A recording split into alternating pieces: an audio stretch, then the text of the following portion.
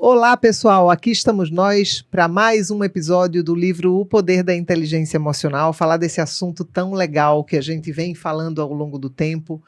Eu sou Mariana Filizola, especialista em experiência do cliente e inteligência emocional, e hoje estou aqui super animada e com a minha parceira, né, Lê, para a gente fazer mais uma. Muito bem, Mari. Eu sou Letícia Medeiros, especialista em carreira e desenvolvimento, também sou coautora desse livro. E Mari, o que foi o nosso lançamento? Meu Deus! Sensacional, né? Sensacional. E assim, o lançamento foi sensacional, então o nosso podcast de hoje tem que ser mais sensacional ainda. Muito mais sensacional, foi demais. Muito bem. E aí hoje, nesse podcast, nesse episódio, a gente trouxe uma pessoa que pra mim é muito especial, eu tenho um carinho por ela muito grande, que é a Thaís Rosa. Tá? Seja muito bem-vinda. Obrigada, Lê. Que prazer estar aqui. Parabéns pelo livro. Obrigada. Muito bacana. Tanto é que quando ela me falou, eu nem esperei lançar, viu, gente? Eu já comprei no pré-lançamento, falei, já separo o meu, já quero autografado. Já garantiu o meu, gente. Então, por favor, aproveitem aí para adquirir, porque inteligência emocional é sempre um assunto muito importante, tão necessário hoje em dia, né, Lê? É isso. Então, eu agradeço muito o convite, é um prazer. Muito bem. E tá, eu já te conheço, mas todo mundo quer te conhecer. Opa! Me fala um pouquinho, quem é a Thaís? Olha, a Thaís psicóloga, né? É uma entusiasta da saúde mental para falar de comportamento humano. Na verdade, eu acho que eu nasci para isso, né? Eu acho que eu tenho isso desde muito jovem. Sempre gostei de entender as pessoas, de o que fazem, como fazem, por que fazem. Isso desde muito jovem. Então, eu sempre gostei desse tema.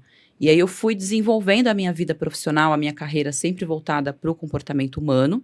Trabalhei muitos anos em recursos humanos, mas sempre ali, né, estudando sempre comportamento. Então eu fiz psicologia, fiz psicanálise, fiz administração, fiz gestão de RH, fiz muitas formações. E agora, por último, fiz psicologia da saúde. Fiquei bastante tempo no recursos humanos. E aí, depois disso, eu fiz uma migração. Eu saí da RH e fui para a área clínica. Fiquei aí 15 anos atuando na área clínica, mas eu sempre brinco que o bichinho do RH, ele te morde, né? Depois tem um momento que você fala assim, não aguento mais, você sai correndo, mas daqui a pouco você volta. E foi o que aconteceu. Agora, de 2020 para cá, eu comecei a voltar a trabalhar com empresas, porque como na época de RH muita gente me conhecia, começou a surgir convites para fazer consultoria. E aí eu pensei, peraí, vamos juntar aqui toda essa experiência de RH com tudo que eu aprendi na área clínica para levar saúde mental para as empresas. Então, hoje eu estou atuando tanto na área clínica, como também na área corporativa. E aí, junto com isso, veio o projeto também, porque eu queria falar de saúde mental, queria falar de comportamento, aí inventei um podcast. Aí criei o podcast que já tem 3 anos no ar, aí surgiu pauta para fazer jornal, aí nisso surgiu convite para fazer TV, então hoje eu faço um quadro fixo num programa de TV, que é a Astral TV, e faço participação também na Rádio Mundial, falando também de saúde mental. Mas fala qual é o podcast, pra galera também poder te seguir lá. Terapia, underline, etc e tal. Oh, boa. Já vou seguir. Sigam também, né? Já vou acompanhar lá. Por lá. Meu negócio é falar de saúde mental, Mari. É isso, Thaís. Não importa qual o canal, né? Exato. Ô, Thaís, me fala uma coisa. E quando a gente fala de saúde mental, eu acho que a inteligência emocional é quase que a base estrutural disso, sabe? Eu vejo que tem uma grande oportunidade de trabalhar inteligência emocional, porque ela ajuda muito na saúde mental. Quando você consegue trabalhar em cima desse tema, como é que você enxerga isso, essa correlação? Eu acho que é primordial, porque se a gente pensar em termos de saúde mental, sem ela, né, sem a inteligência emocional, não tem como você ter uma boa saúde mental.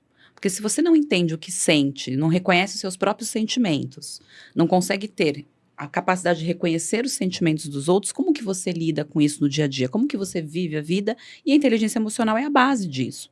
Eu falo muito disso dentro do consultório. Então, se a gente pensar, por exemplo, uma pessoa com uma ansiedade, o nível de inteligência emocional dela provavelmente é muito baixo.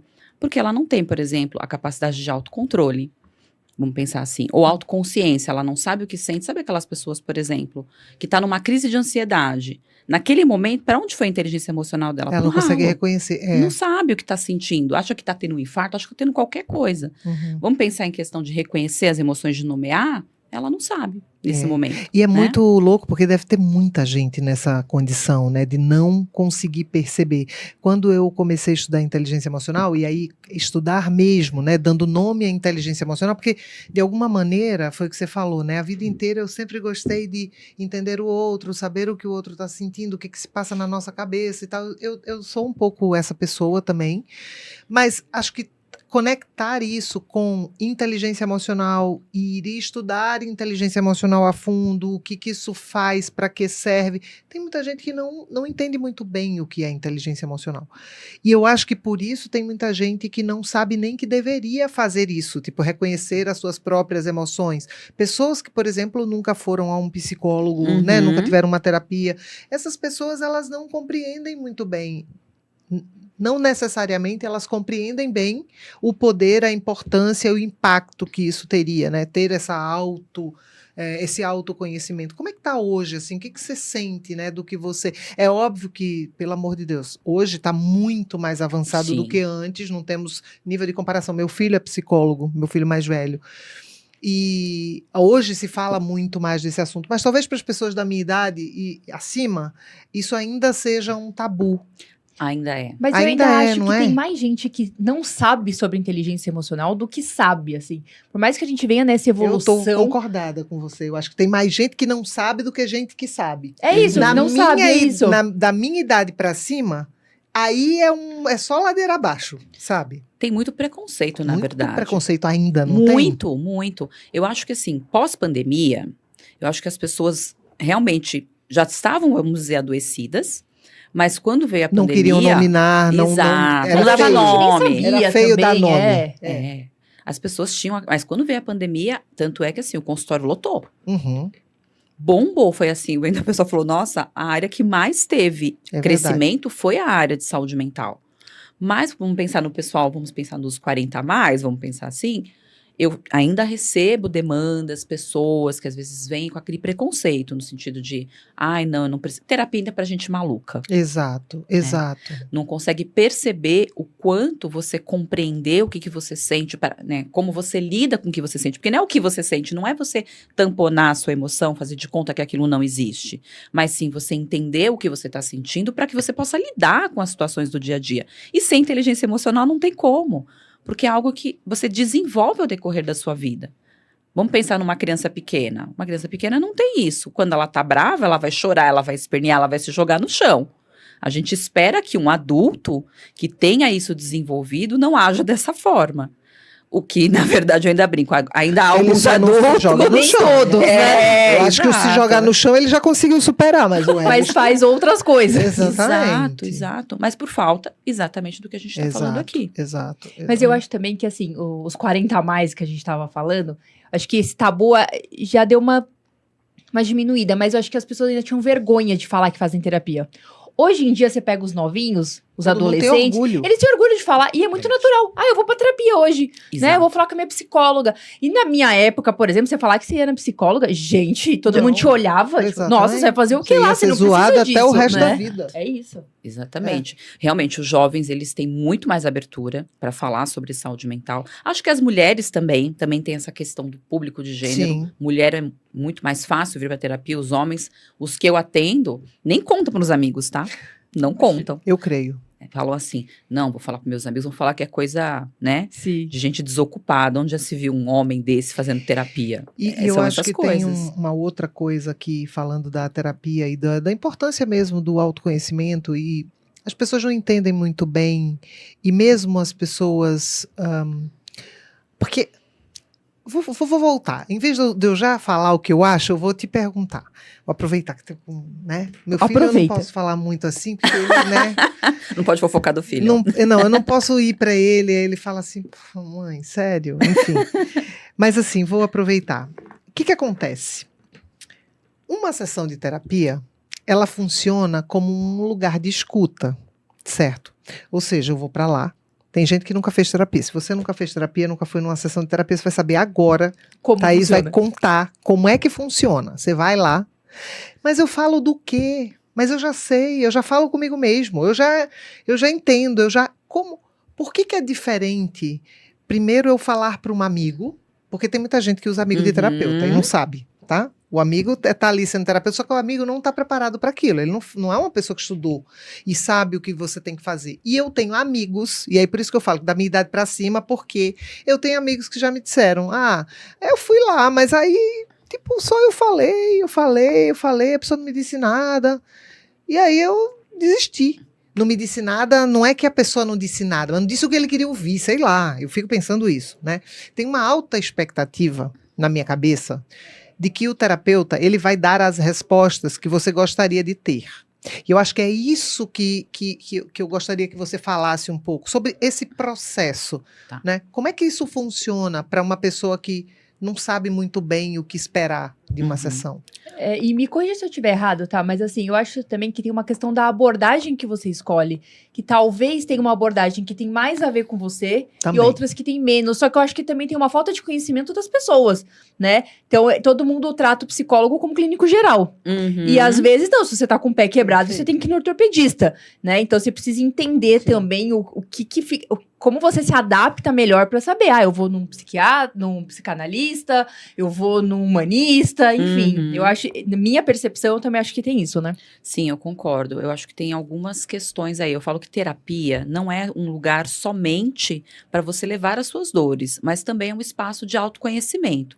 Porque se você se conhece, é mais fácil de você lidar com as adversidades do dia a dia. Tem gente que faz terapia uma vida inteira, mas só para se escutar, porque mais do que falar, é você se escutar. Eu acho que isso é o X da questão. As pessoas precisam entender isso. Quando a gente fala em voz alta para o outro, a gente se escuta. Exato. E a gente percebe coisas que a gente só vai saber que a gente percebe essas coisas se eu for. Exatamente. E o psicólogo não vai dar resposta, né? Na Não. verdade, às vezes você falando, você mesmo chega nas suas respostas, Exato, exato. Porque o psicólogo, ele tá ali, eu brinco, eu falo, gente, eu sou um ego auxiliar. Porque existem pessoas com uma fragilidade de compreensão, uma fragilidade egóica mesmo, tão grande que ela precisa de um ego auxiliar, mas a gente não tá ali para direcionar. Até porque, a partir do momento em que o psicólogo te der a resposta que você quer e algo der errado, a culpa vai ser do psicólogo. E detalhe, ele tá falando de uma perspectiva dele, não da sua perspectiva, da sua Perfeito. história. Uhum. Entende? Ele não é um conselheiro, que é diferente do amigo. Eu falo, gente, ir pro bar, falar com a manicure, falar com o amigo pode ser terapêutico, mas não é terapia. Perfeito. São coisas diferentes. Então, acho que precisa desmistificar um pouco esse lugar do psicólogo. Uhum. E tá, me explica um pouquinho. Quando a gente fala de saúde mental, a gente tá falando do consultório. Mas agora a gente tem, por exemplo, uma lei ali, né, que é a NR01. Que está indo para dentro das empresas. Então, como que é a saúde mental dentro das empresas agora, de acordo com a sua percepção? Então, a NR01, ela já existia, na verdade, ela foi feita uma adequação agora, onde se incluiu os riscos psicossociais relacionados à saúde mental, e que, na verdade, eu acho que esse assunto tem muitas camadas, vamos colocar assim. Mas se a gente olhar, pela perspectiva da saúde pública, pensando no Ministério do Trabalho, etc., eu acho que certeza, né? Tem pesquisas que apontam que houve um aumento de mais de 40% a 50% do número de afastamentos por saúde mental dentro das empresas. Uau. É um número absurdamente alto. Né? Mais de 40%? Caramba. É muito alto. E se a gente pensar isso em termos financeiros, para o governo isso é custo. Uhum. Né? Então, de alguma maneira, precisou-se fazer uma lei, porque sim, se a gente pensar em nossa sociedade enquanto trabalho, se a gente pensar desde a Revolução Industrial, como que funciona o trabalho? Né? Como que a gente entende a relação empregado e empregador? Porque ainda há empresas que acham que porque ela paga um salário, ela pode pressionar o funcionário. Há um certo abuso, sim, né? Eu falo que é uma coisa meio escravocrata que a gente tem ainda, pensando em termos de relação de trabalho. E por isso mesmo é que existem as leis trabalhistas. Né? E aí eu acho que agora, com esse número de afastamentos, o governo entendeu que as empresas também são responsáveis pela saúde mental dos funcionários. Não só os riscos ergonômicos, né? Essa questão de estrutura física, mas também a saúde mental. Então eu acho que tem um pouco desse lugar. Mas eu vejo também que eu acho que a responsabilidade ela tem que ser compartilhada, porque sim, existem empresas que realmente acabam passando do ponto. Olha o número de afastamentos por burnout, por exemplo. né? Pessoas que estão ali muita pressão, com muita meta, deixam de cuidar da saúde mental fora do trabalho, porque existem problemas que eu falo que às vezes acontecem dentro do trabalho, mas que vêm de fora. Uhum. Mas tem o contrário também.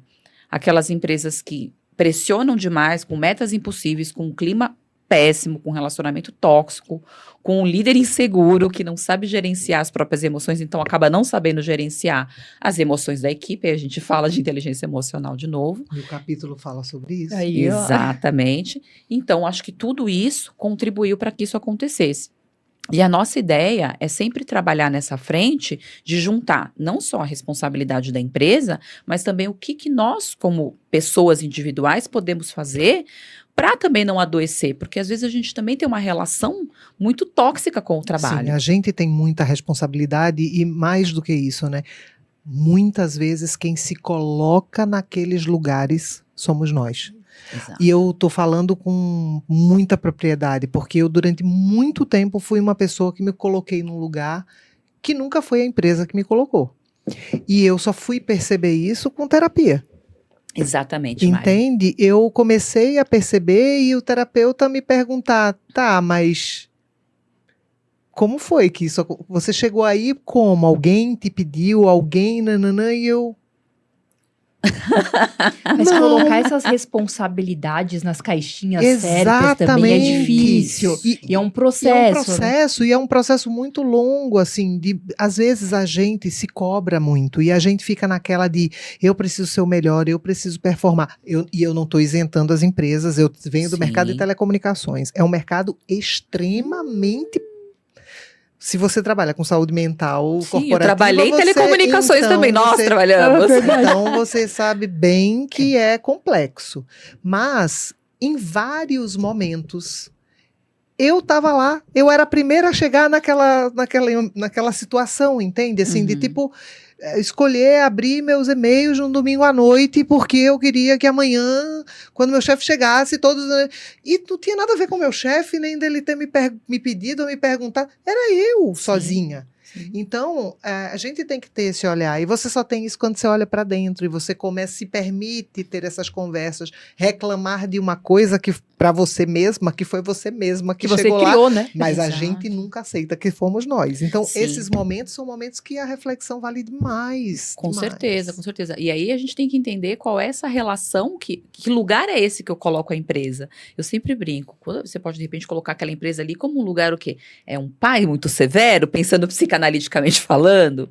Né? Que lugar que você está colocando esse chefe, por exemplo? Por que ele precisa ver você desta forma? Exatamente. Fala Qual muito é a mais sobre projeção? você do que sobre o seu chefe, né? É muito louco isso. É muito engraçado. Aí a gente está falando de projeção, a gente está falando de vários mecanismos inconscientes que podem se apresentar ali. Não que as empresas não tenham responsabilidade, elas têm também. Sem dúvida. Né? Então eu acho que é uma responsabilidade compartilhada. Como é que as empresas estão respondendo a NR01? Como é que você está vendo ainda? Porque eu ainda Olha, sinto isso meio ali, deixa eu entender. Bem no morno. Bem no morno, né? Deixa eu só fazer um complemento, que era a pergunta que eu ia fazer mesmo, ô Mari.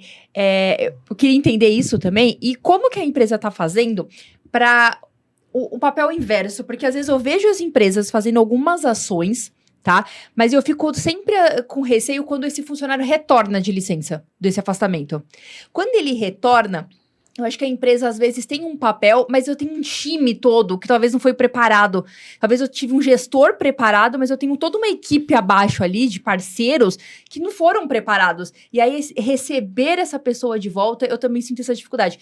É uma visão só minha ou você acha que tem isso mesmo? Tem. As empresas ainda não estão se encontrando nesse papel com a NR01? Eu acho que são duas coisas, né? Eu acho que, de fato, as empresas ainda... Claro que aquelas que são as que são mais voltadas, entendem que o capital humano também é investimento, já estão saindo na frente. Isso sem sombra de dúvidas. Mas como é uma lei que foi sancionada em agosto do ano passado, Isso. se não me engano, Recente. e aí as empresas tinham até maio para se adequar, maio agora de 2025.